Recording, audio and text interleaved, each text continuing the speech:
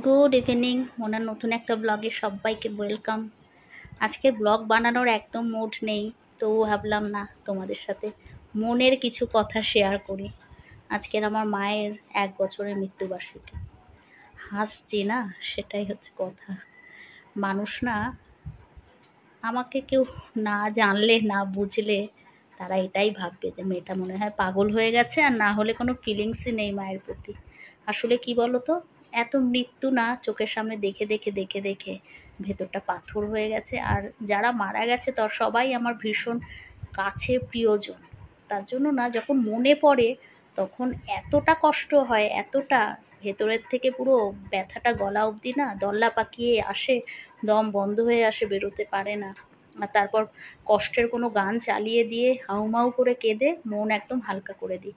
কালকে সকালবেলা তোমাদেরকে বলছিলাম না, মায়ের সাথে শেষবার কথা বলেছিলাম, বলতে বলতে যেটুকুনি চোখে জল পড়েছিল, তারপর ভিডিওটা করার পরও আমি না ছেড়ে দেওয়ার পরও কিছুক্ষণ কেঁদে নিয়েছিলাম। আর তারপরে পুরো সারাদিন মাইন্ড ফ্রেশ। আবার রাতের বেলা কিছুতেই ঘুম আসছিল না।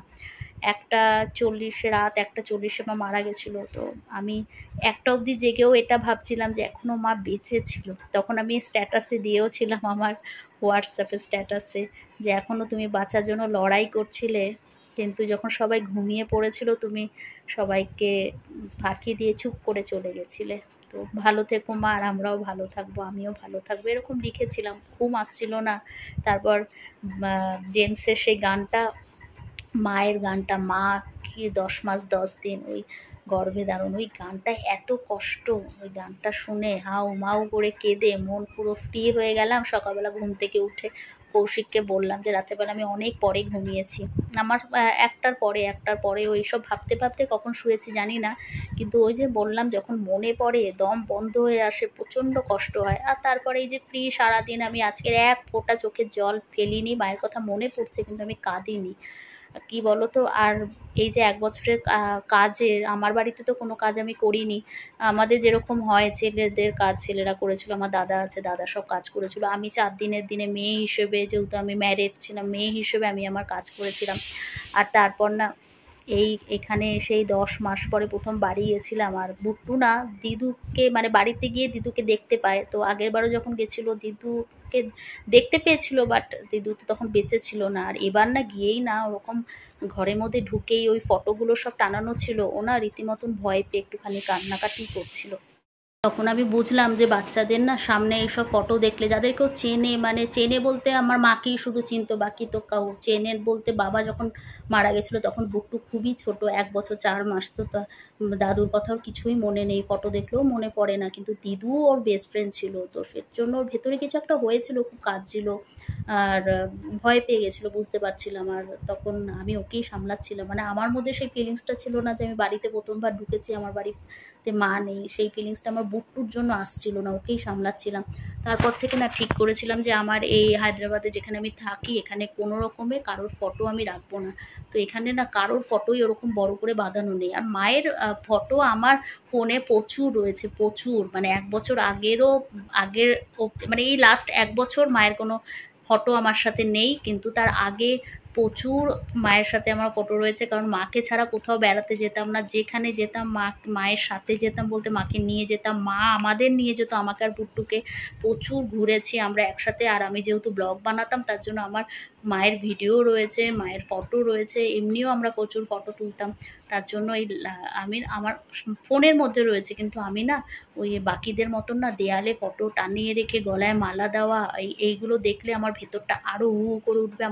আমার রোজকার হয়তো আমি চলাফেরাও করতে পারবো না, কাজকর্ম করতে পারবো না, মনটা খারাপ হয়ে যাবে। তার জন্য এরা সব এবার মনের মধ্যে রয়েছে, মাঝে মাঝে মনে পড়লে খুব কষ্ট হয় যে কাঁদি। আর ট্রাই করি মনে যাতে না পড়ে, কিন্তু সেটা কি আর সম্ভব? মনে তো পড়েই। আর মনে পড়লে কষ্টও লাগে, কিন্তু সামনে না ওরকম আমি দেখতে পারবো না। তোমাদের হয়তো শুনে মনে হচ্ছে যে বাড়িতে একটা ফটো নেই, সত্যিই নেই। আমার এই বাড়িতে নেই, আমার বাপের বাড়িতে সবার ফটো একদম লাইন দিয়ে সাজানো রয়েছে। আমাদের বসার রুমটার, আমার পুরনো ব্লগ যারা দেখো কিংবা কোনো ছোট শর্টসে আমি সবসময় মানে যখন গেছি তখন দিয়েছি, বসার রুমটায় দেয়ালের দিকটাতে মানে তাকানো যায় না, পর্দার উপরের একটা জায়গার আছে, সবার ফটো টানানো। আর কৌশিক আবার রজনীগন্ধার মালা সবার গলায় পরিয়ে আসে যখন বেরোয়, তো সেটা না ভীষণ প্যাথেটিক ওই জায়গাটা তাকানো। তো আমি চাই না আমার এই বাড়িতে আমার চোখের সামনে সেগুলো থাকুক, ওরা সবাই আমার মনের মধ্যে থাকুক, সবাই আমার প্রিয় মানুষ, ঠাকুমার সুর থেকে শুরু করে মা অবধি সবাই। কিন্তু না আমি ওরকম দেয়ালে পারবো না। তো আজকের দিনে আমার কোনো ফটো মায়ের নেই যে আমি গলায় মালা পরিয়ে সামনে জল ফল খাবার রাখার মতন কিচ্ছু করিনি। কিন্তু মা বেঁচে থাকতে মাকে যতটা আমি পেরেছি মায়ের জন্য করেছি, আমি ভালোবাসা দিয়েছি মাকে, আর সেটা মা জানে। আর মা তো সবসময় আমাকে আশীর্বাদ করছে আমি জানি। কিন্তু এই কাজটা আমার আমার উচিত ছিল আজকের দিনে হয়তো জল রাখা, কিন্তু ওই যে বললাম ফটো দেয়ালে আমি পারবো না। আর বুট্টু মাকে খুব ভালোভাবে চেনে, দিদুনকে বারবার কোশ্চেন করবে, ওর ভেতরে না এফেক্ট করবে। তো আমি নিজে মা হয়ে আমি এটাই ভেবেছি যে আমার বাচ্চা যেন কোনো রকমভাবে কষ্ট না পায়। তো তার জন্য আমি বাড়িতে আজকে কিছুই করিনি, কিছু না। সন্ধ্যাবেলা মন্দিরে যাব, এখানে কালী মন্দির আছে, কৌশিক নিয়ে যাবে আমাকে কালী মন্দিরে, ওখানে বসে 7টার সময় আরতি হয়, ওই দেখবো, ওই শান্তি পাবো। তো যার যার ভেতর নিজের ব্যাপার, আর এই জিনিসগুলো আমি কাউকে বলেও বোঝাতে পারবো না। তো আলাদা করে আজকের দিনে আমার কোনো আয়োজন নেই, কিন্তু আজকের দিনটা আমি সারা বছর তো মনে করেই হবেই, মা যেহেতু মনে করেছে। কিন্তু পার্সোনালি না, কালকের আর আজকের এই দুটো দিন এত আমার খারাপ গেছে বলতে, এত মনে পড়ছে যে কিছু বলার নেই, প্রচণ্ড পরিমাণে মনে পড়ছে। তো যাই হোক, সংসারের কাজকর্ম তো আমাদের করেই যেতে হবে, এগিয়ে যেতে হবে জীবনের পথে।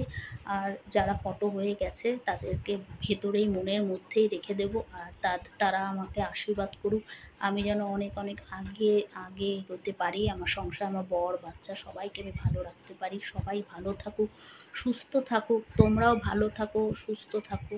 আর একটা কথাই বলবো যে জানো তো, আমি ব্লগ শুরু করেছিলাম আমার নিজের শখের জন্যই, কিন্তু এখন ভাবি যে ভাগ্যিস আমি ব্লগটা করতাম বলে আমার মায়ের অনেক ফটো, অনেক ভিডিও আমার কাছে রয়েছে। এই যেমন আমার বাবা যখন মারা গেছিলো, আমি তখন ব্লগ করা শুরু করিনি, করোনার মধ্যে আমার বাবা মারা গেছিলো। তো আমি তো 2020-তে ব্লগ বানাতাম না, তার জন্য না বাবা নর্মাল আমার কাছে ফটো হয়তো কিছু রয়েছে, খুব রেয়ার ফটো আছে, ওরকমও নয়। যেহেতু বাবা আর আমরা খুব কম, বাবা আমাদের সাথে খুব কম ঘুরতে গেছিলো, কিংবা আমরাও বাবার সাথে গেলেও আমি বাবার সাথে ফটো খুব কম তোলা হয়েছে, ওই জন্য বাবার ফটো আমার কাছে খুব কম রয়েছে।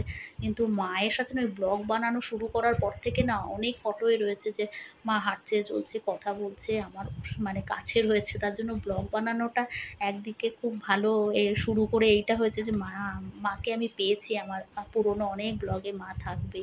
তো সেটার জন্য মাঝে মাঝে মনে হয় যে হ্যাঁ, তোমাদেরও ব্লগ করা উচিত। জানো তো, শুনতে খারাপ লাগলো, তো পরে না তোমার মনে হবে। আমার এক বান্ধবী বলেছিল, ওর মাও মারা গেছিলো এই আগস্টে, ওর মায়েরও বাৎসরিক হবে।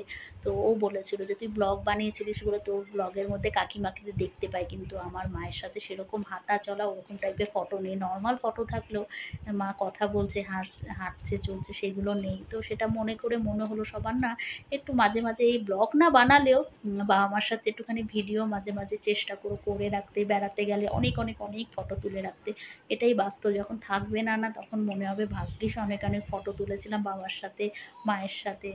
শুনতে খারাপ লাগছে, আমার বলা এভাবে উচিত না, কিন্তু তবু একটু ভেবে দেখো, আমরা যদি ফটো তুলে রাখি বা ভিডিও করে রাখি, তাহলে কিন্তু সেটা যখন ওনারা থাকবে না তখন সেটা কিন্তু আমাদের কাছে একটা অমূল্য সম্পদ। তো আজকের আর বেশি বকবক করবো না, আমি তো কথা বলতে ভালোবাসি, তার জন্য একটু বকবক করি। তো তোমরা সবাই ভীষণ ভীষণ ভীষণ ভালো থেকো, টাটা, বাই।